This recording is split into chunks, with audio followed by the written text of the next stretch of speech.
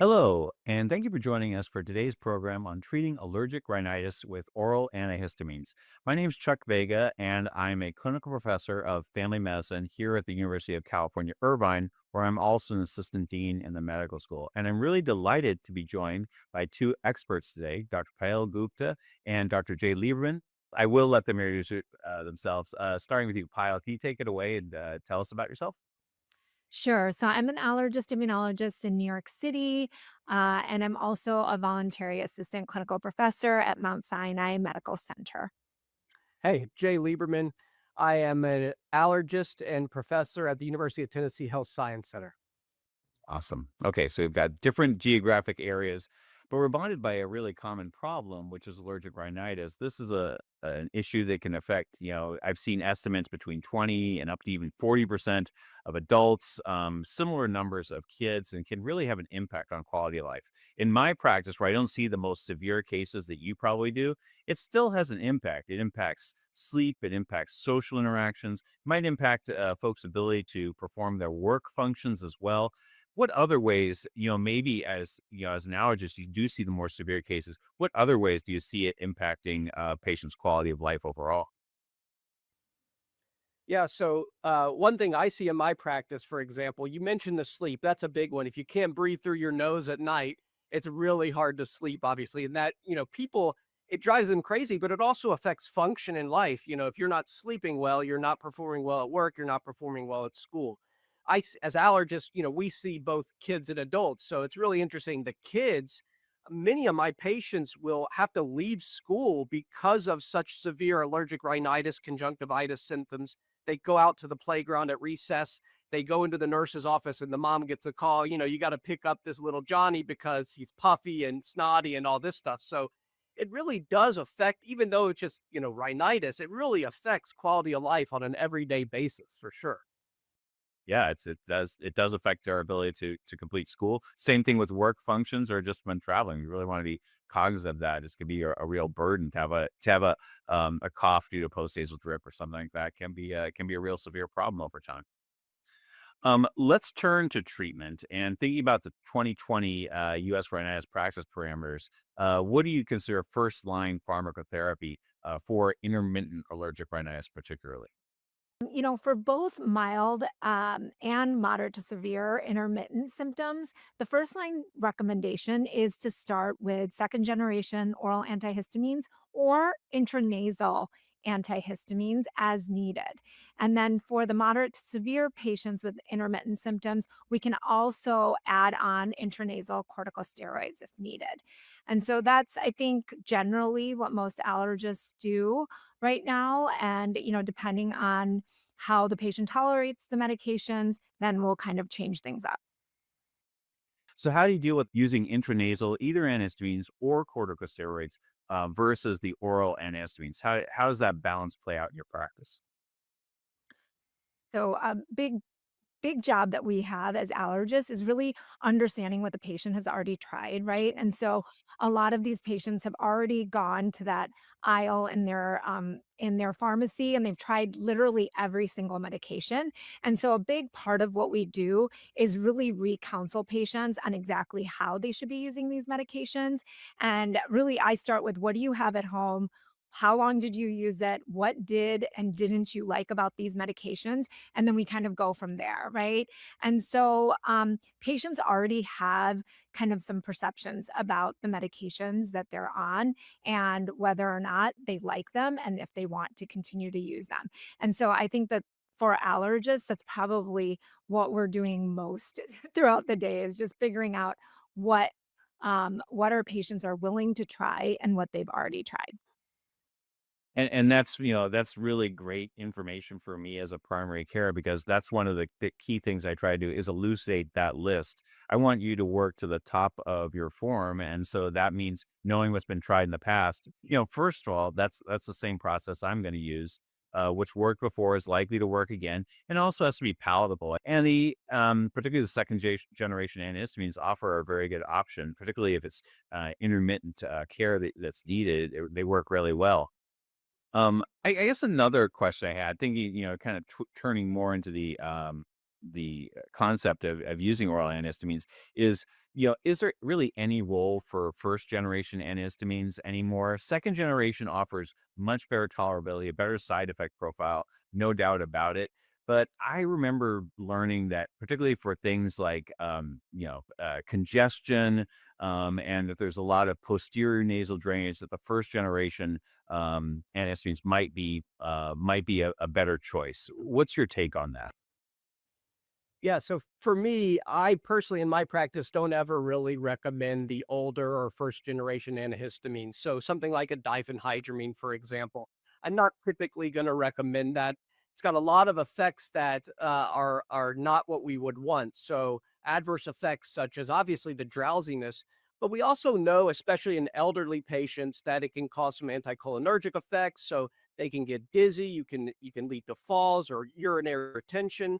So it's got a lot of side effects that we don't need, where the newer second generation antihistamines work just as well without those side effects. So in my practice, I don't recommend them for that postnasal drainage cough.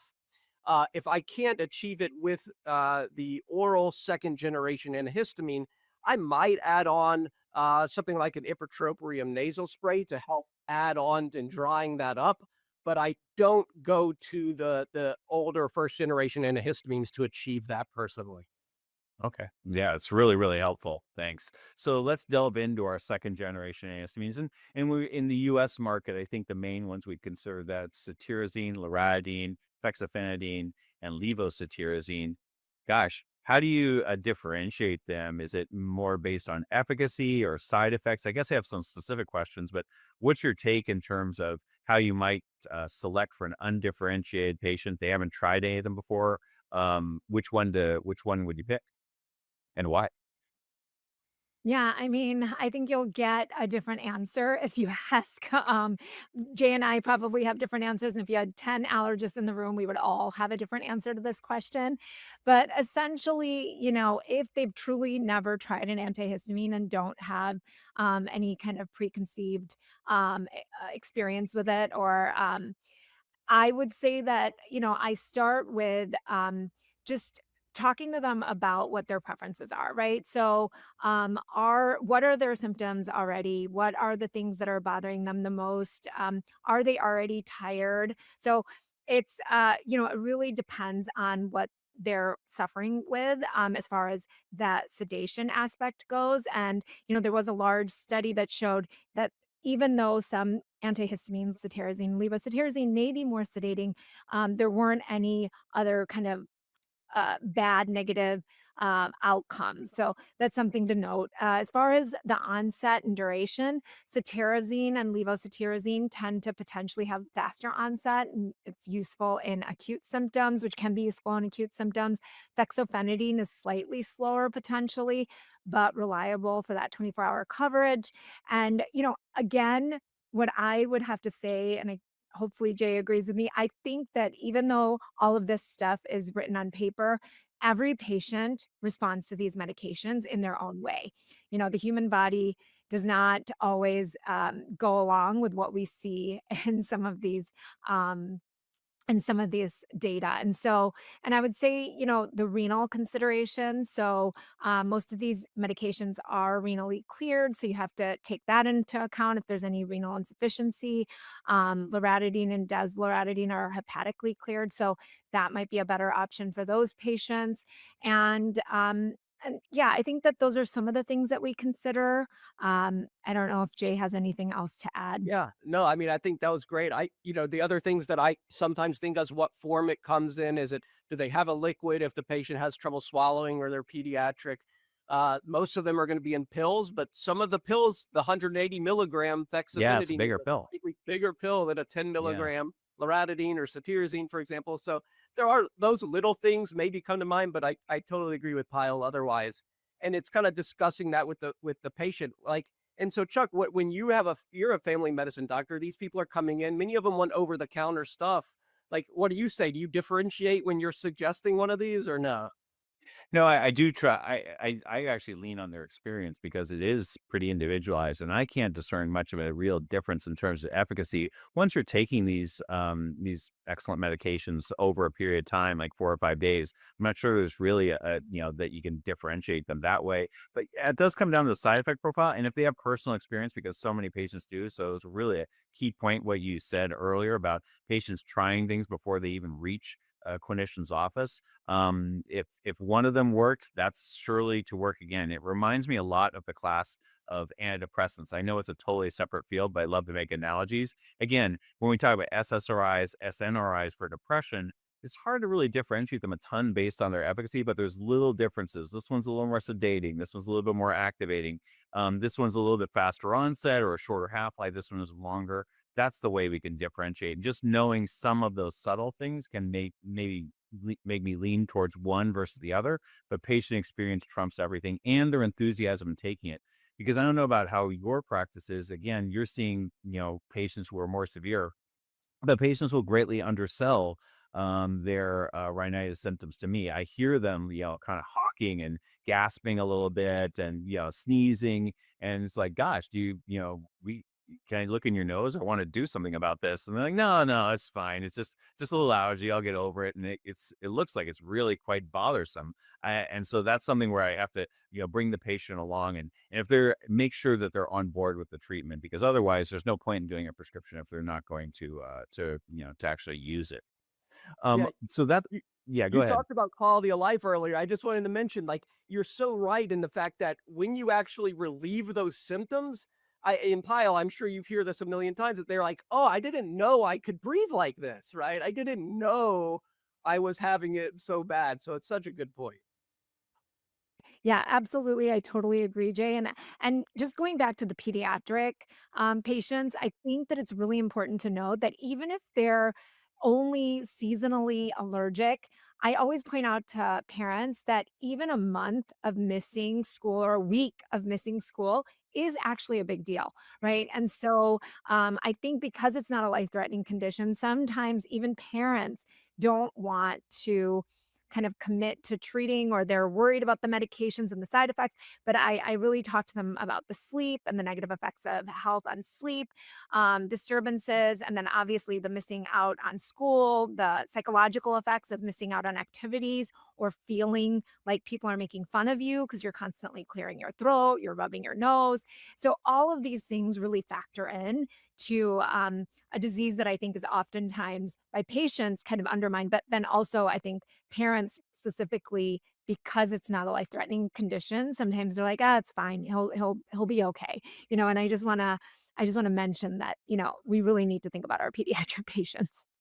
That's great. I love being proactive there because naturally I think parents and caregivers are going to be a lot more concerned with pharmacotherapy for children. And, even I'm as a professional, I really think twice before giving any medication to a patient under 18.